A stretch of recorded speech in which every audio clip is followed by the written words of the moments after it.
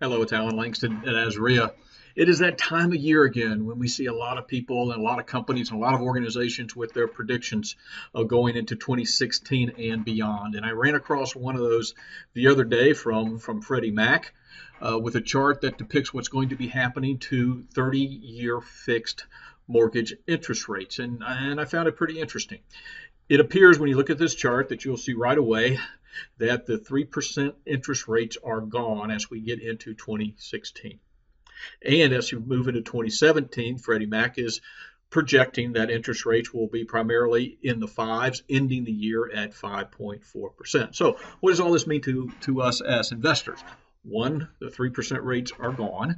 So let's look at what happens with our rental property. A lot of you have been acquiring rental property and financing it long term, which you should for those properties you're going to keep for an extended period of time. So those rates are now starting to inch up. And I know many of you are still building your portfolios, which is a good thing, especially around Arizona and Greater Phoenix in particular. So you need to be sure that you continue to do that while you can still lock in what are historically low rates, even when they're in the fours.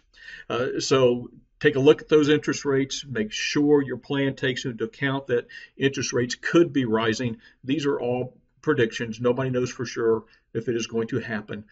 But Freddie Mac sees the interest rates growing at a very, well, kind of a slow rate, but certainly the same type of increase quarter after quarter after quarter of about 0.2 of 1%.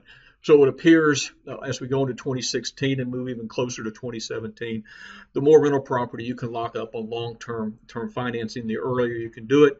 If Freddie Mac's predictions are true, that would be best for you to do that as soon as possible. Thank you.